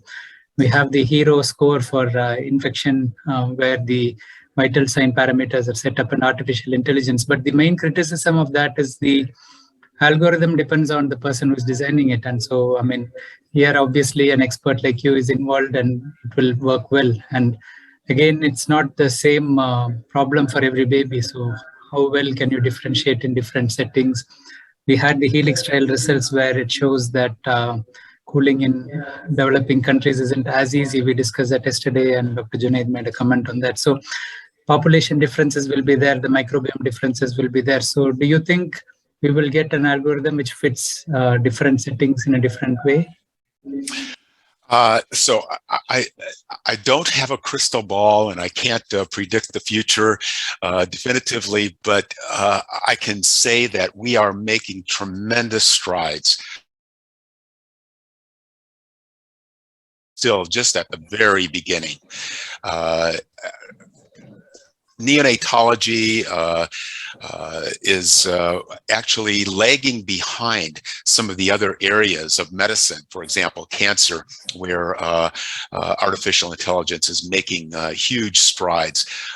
So I'm hoping that we begin to pay more attention to this, and we develop the right collaborations with the bioinformaticians and the people who are doing the basic work in this area, so that we can make these strides in the future. Thank you. And Professor Paulin, I mean, a question on the breastfeeding in terms of anxiety related to the blood sugar level. I mean, if it's a primigravida mother or a post-cesarean mother, we often have a period when the milk output is low, and that's one of the reasons anxiety comes up. So would you consider the definition any different? I mean, obviously you showed slides as well where the formula-fed babies had a better sugar level, but the breastfed babies had more ketone bodies. But did anyone look at the milk output compared to the sugar level targeting? So, first of all, it's great to see my friends who I haven't seen for a long time. So I'm in Junaid. It's so great to see you, even if it's virtual. So you're right. The initial output from the breast is very small, a small amount of colostrum.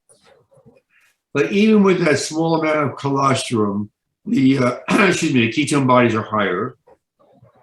And babies are able to maintain their glucose values within an acceptable range. If they're asymptomatic and have a low glucose value, and some of them get quite low, I believe it's not of any clinical significance.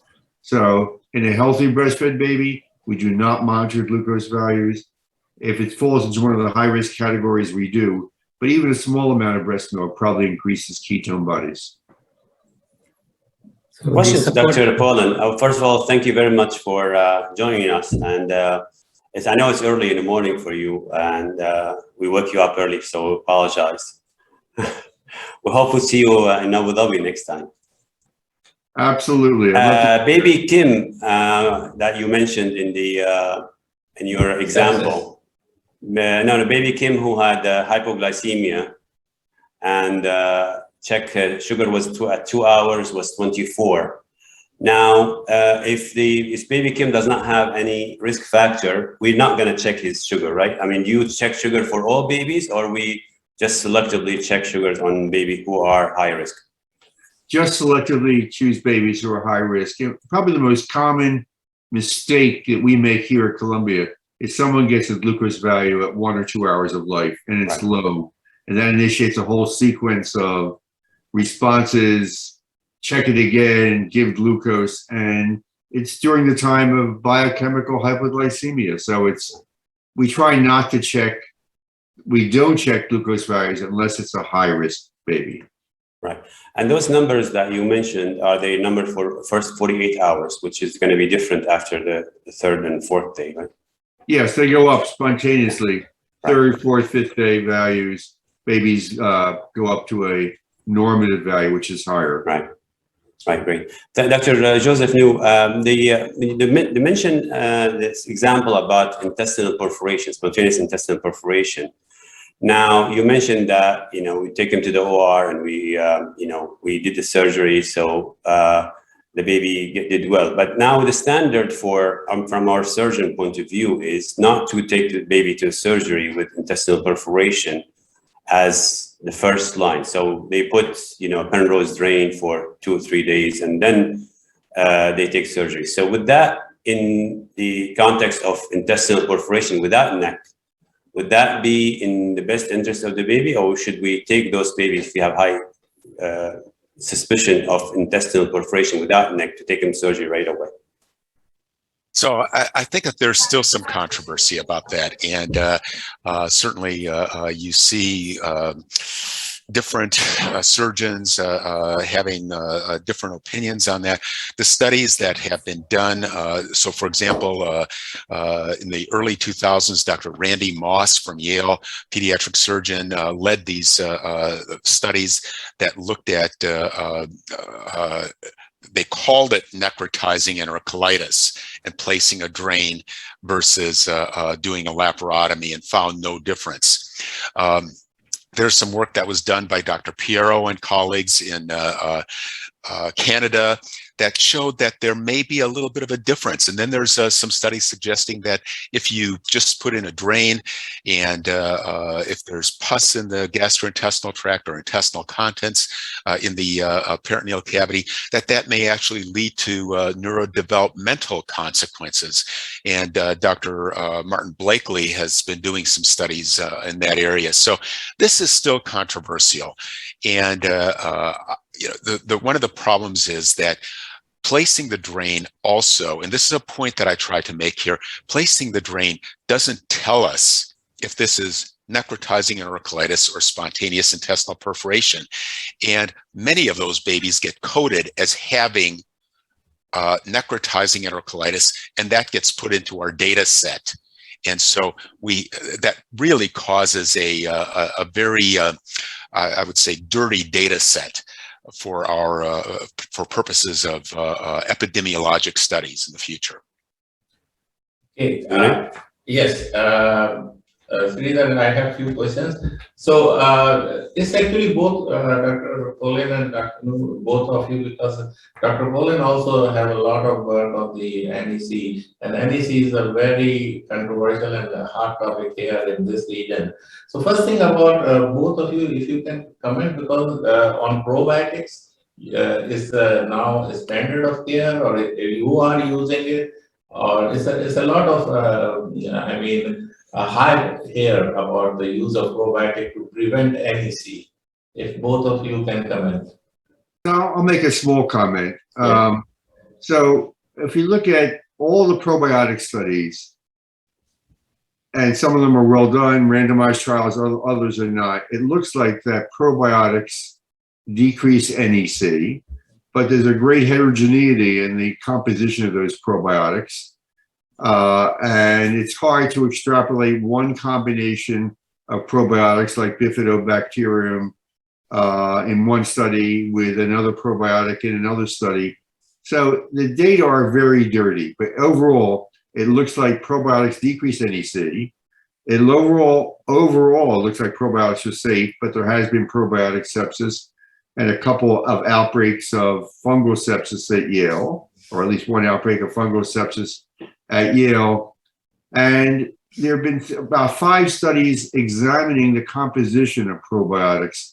And what you see on the label often does not match what you think you're giving to the baby. So when it's analyzed, the probiotics may not contain what you think you're delivering. And the last thing I'll say is that under 1,000 grams, there have been very few randomized clinical trials.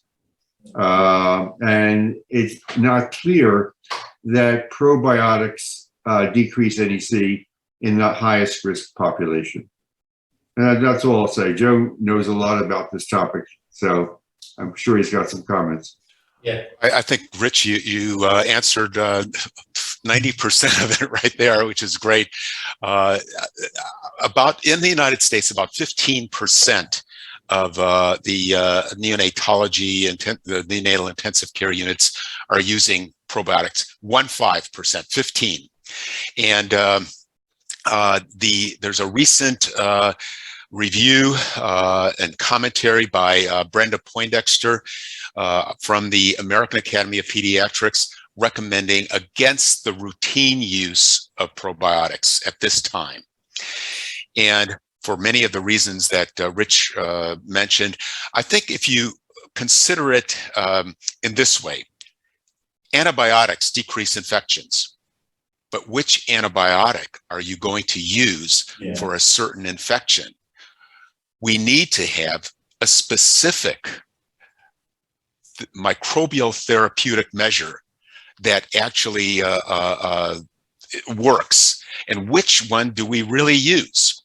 So that's one point. Which one really works? We can't just say probiotics because there's 250 of them at least. Okay.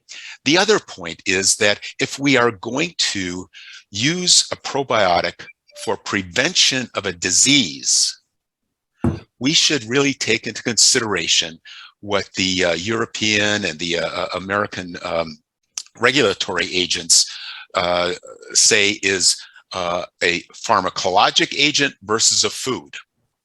And if you are talking about prevention of a disease, we are talking about a pharmacologic agent. A pharmacologic agent needs to be put in under very rigorous standards in terms of its cleanliness, in terms of its purity. And this is not the case for most of the probiotics, as Rich already mentioned. And we've had some cases such as that Yale case where a baby died of mucormycosis, probably based on the fact that this was not a pure preparation. So I think we need to be somewhat careful with going forward with the routine use of probiotic. So in relation to that, with your permission, Sridhar, if I continue, sorry about that. In relation to that, you all know about this new product which is called human milk fortifier, and human milk itself with the Prolacta. What do you think? Because here still the breastfeeding rate is not that great, and exclusive breastfeeding, and especially when we are fortified with the cow milk protein. If instead of this cow milk protein, if we use the human milk, I need again both of you, sir. Go ahead, Rich. So anyway, I now view the human milk fortifier as sort of a gimmicky thing, and the data for me are not convincing that changing from a bovine-derived fortifier to a human milk-based fortifier has any clinical importance. The one meta-analysis I've seen had just 2 studies in it, so it's not really a meta-analysis. So I'm not a big proponent of spending the dollars. In fact, we don't use the human milk fortifier in New York. You may feel differently. The same holds for us, and I totally agree with Rich. The one large study that was done that was not supported by a company, this was a study that was done in Canada. The data was very unconvincing that the Prolacta, the humanized milk fortifier was very helpful. Okay, Eamon or Sridhar, you have, otherwise I have 2 more. I have one question. The question about humanized human milk fortifier or humanized milk, we don't use it. I think their most recent meta-analysis did not show really a lot of difference between, bovine and human milk in terms of like severe neck. I mean, maybe the milder form of neck is a little bit different. Let me just interject. I'm sorry. Let me just interject. And that's a really interesting point, because the milder form of neck could just be simply feeding intolerance. I think in our unit, we are considering using it only for the suspected FPIES kind of presentation, where you don't want a cow's milk product. So this is the current understanding. We haven't actually used it so far. I mean, I have a question again, just very important point again to project what you said about the feeding algorithms and not to be very bound down by the volumes. So, I mean, most of the units in the very small babies, we start with 15 ml per kilo, and we are very reluctant to go up. So the point I want to stress, and I want your opinion on that as well, is you may start with a lower volume for the first 2-3 days, but once you start tolerating it, we can go comfortably, because you showed the studies and the Cochrane analysis currently confirms the same as well. So would you agree that we start in the extreme low birth weight babies with a smaller, slower rate, but once we know they are tolerating, we can go up faster? I mean, the same baby, we don't need to stick to the same number. Joe, that's a question for you, but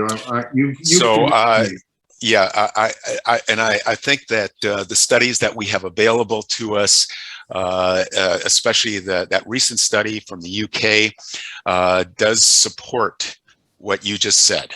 that you can go up more rapidly. You could probably go up more rapidly even at the very beginning, but to take that cautious approach in these, very sick preterm babies, I think is very reasonable. I don't have any problem with that. I see a lot of good rationale behind that. And that's really what we do too, is in some of our really sick preterm babies, we will not start with 30 and advance at 30, 35 every day. But again, I agree with that approach. Thank you. So I have a question actually for Dr. New. Sure, go ahead. About the residuals. I mean, we always in a constant fight with our nursing colleagues about not to check residuals, but they insist that this is a nursing practice and they cannot really change it. And whenever we get the 2 mLs of residuals, everybody start like, especially in the 3 in the morning when you have one fellow at night and you want to kind of get some sleep without being interrupted. So what's the and the other thing is abdominal girth. I know if you didn't comment about abdominal girth, I think this is another useless thing to do for evaluating feeding tolerance. But what's the conditions of that? You say, okay, now we have to check residuals. Now for us, it's like abdominal distension, bilious vomiting, or maybe looking sick otherwise. Anything else that we will say, this is now to check residuals? Yeah, and I think that you hit the some of the main points right there. The studies that we did were really, and the recommendations that we made with those studies is routine gastric residual checks. But that doesn't mean that you should never check gastric residuals. So if you are concerned about the baby, if there is something going on that you are concerned about, I think it's reasonable to do a gastric residual check. And you mentioned some of those conditions. Joe, I have a question for you. It's about a baby I'm caring for right now in my NICU. Who baby had 1 episode of emesis. They checked the gastric residual. We gave 2 and we got back 5. So they checked it again. We gave 2, we got back 5. What do you do about those babies? You're getting out way more than you're putting in. That's a situation that I think you have to question what is really going on in that baby. Is that just simply feeding intolerance? Is that something else going on where the baby may have an obstruction? And we do see some babies who have had very small perforation or some adhesions or stricture that may cause this, or just a lack of motility. Whether it's necessary to continue to check gastric residuals in a baby like that, if you see it a couple times and if the baby seems to be tolerating the feedings, stop checking them. I would not continue to check that. That's what we did. Yeah. Okay. I have Sridhar, with your permission, I have 2-3 questions for Dr. Poland. One from your previous talk. You mentioned about symptomatic and asymptomatic babies. Here, baby delivered full term with no risk factor, but he has some respiratory distress. And they put him on high flow or low flow nasal cannula. Baby is fine, everything is okay. But they did the screening and start antibiotic. What is your comment? Did you consider him symptomatic or asymptomatic? So in the mildly symptomatic baby, the kid who has some respiratory distress, low flow nasal cannula, who looks active and well, we generally do not start antibiotics. The term I would use, very non-specific, is delayed physiologic transition. So either the fluid is not being absorbed from the lung, or there's a little increased pulmonary vascular resistance, they need a little more O2. But in general, we do not treat those babies. If the baby looks ill to you and sepsis is a possibility, then obviously we go ahead and treat those babies. Okay. The other question about the duration of antibiotics and most of the cases, we discussed about 48-hour culture or 36-hour culture. And Karen was there in the live discussion and he said If you are sure that your lab can do 36 hours, then you can stop. What is your recommendation on this about 36 to 48 hours? So 36 is our standard, and I think the new techniques can pick up any growth. I think they say 90% of cultures will be positive at 24 hours, 98% by 36 hours. So we use 36 hours as our standard. But I think in a year or two, you may hear that with new techniques, 24 hours will become the standard. And the less you can give antibiotics based on everything that Joe New said, which changes the microbiome, I think babies are better off. So similar question to this for Dr. Polen and Dr. No, that let's say you have a pneumatosis, you put him on baby on 7 days. Now you have to start 7 days antibiotic, anaerobic, 1 gram negative, 1 gram positive, a set of 3 antibiotics, or both So, of you. Joe, why don't you answer that? And I'll chime in after you. Yeah, I don't think we really know what you're saying. There is a very conservative approach, but I think that what we are considering, this conservative approach, may actually lead to more harm than good in a large number of our babies. And what we need to do is learn more about what is really going on in the GI tracts of these babies so we can actually develop a more precision-based approach. But I don't think we've got a really good answer for that. And right now, I'm very concerned about this automatic knee-jerk approach where every single baby has to have at least 7 days of antibiotics and suction and NPO because they've had this questionable pneumatosis on X-ray. So I asked myself, why are we giving antibiotics? I'm giving antibiotics because of suspected bacteremia. Well, that for me is a 48-hour rule out. If the baby is clinically ill, obviously I'm going to treat that baby with antibiotics, not knowing what's going on in the GI tract. There's a lot of inflammation, risk of more translocation, bacteremia. But if a baby is getting better at 48 hours and blood cultures are negative, I'm not sure there's a need to give prolonged broad spectrum antibiotics beyond that. That's right. One more question to Dr. Polen about the hypoglycemia. Let's say the baby of the diabetic mother or infant of gestational diabetes, how long that hypoglycemia persists if there is no other endocrinology cause, only because of baby of DDM? So if you're asking about infants of diabetic mothers, generally within 48 hours, most of those babies can maintain their glucoses in normal range. So that's a high risk group, and we would probably monitor those babies for that 48-hour time period. And if everything is okay, then stop. Okay. If you allow me, because there is a question I'm receiving on the WhatsApp also. Again, for both of you regarding the blood transfusion and the NEC. So what is your practice that you are doing blood transfusion, you hold the feeds or you don't hold the feeds, something like that? So I always say that the evidence or science does not say that withholding feeds or that giving feeds during a transfusion is going to cause necrotizing enterocolitis.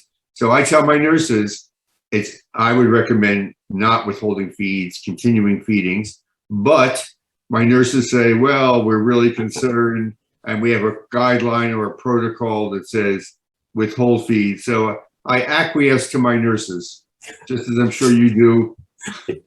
That's a standard. That's standard practice. Okay. That's standard practice. Now, Actually, in our neonatal, we've been able to convince our nurses otherwise, where we actually feed during the transfusions. It's for you. Yes. Okay. You have a good group of nurses. You're recruiting for neonatologists? Okay, the last question from my side, it is the actually for Dr. Joseph New, and it is from the Italy. Dr. Paolo Manzoni asked you the lactoferrin and the NEC. Comment on that. Yeah, I don't think that the studies that have been done with lactoferrin are clean enough studies to be able to say that lactoferrin prevents necrotizing enterocolitis and that we should be using it routinely. The studies that we have, I think, are not adequately powered. They are not the types of studies that I would use to support routine use. I know we are running out of time. Can I ask one quick clinical Sure. question Sure, in of terms course. of, I mean, is there any gestation you would pitch and say, I mean, from this stage, if the baby is clinically well and sugar is normal, we can go for full feeds from day one? So I practically do it about 32 weeks. I mean, obviously we won't have full breast milk, but if the parents consent till we get breast milk to give alternative options. So would you consider that, or would you go for a more conservative approach? I think we can move fairly rapidly in those babies greater than 32 weeks gestation. So I would tend to agree with getting up to full feedings fairly quickly in those babies. But I think we are running out of time, but it's up to you if you have any more questions. No, that's okay, because we have other speakers. So thanks a lot from my side, Dr. Noor, Dr. Polen, and definitely, and Dr. Ola is also listening us. So all three of you, inshallah, will be in Abu Dhabi next year. Sridhar, how are you? Great seeing all of you. Thank you. Thank you. Nice to meet you. Stay well, everybody. Yeah, bye-bye. Thank you. Sridhar, thanks a lot. Thanks a lot. Thank you so about much. that. Thank you for the opportunity. Thank you. Thank you all. Thank you.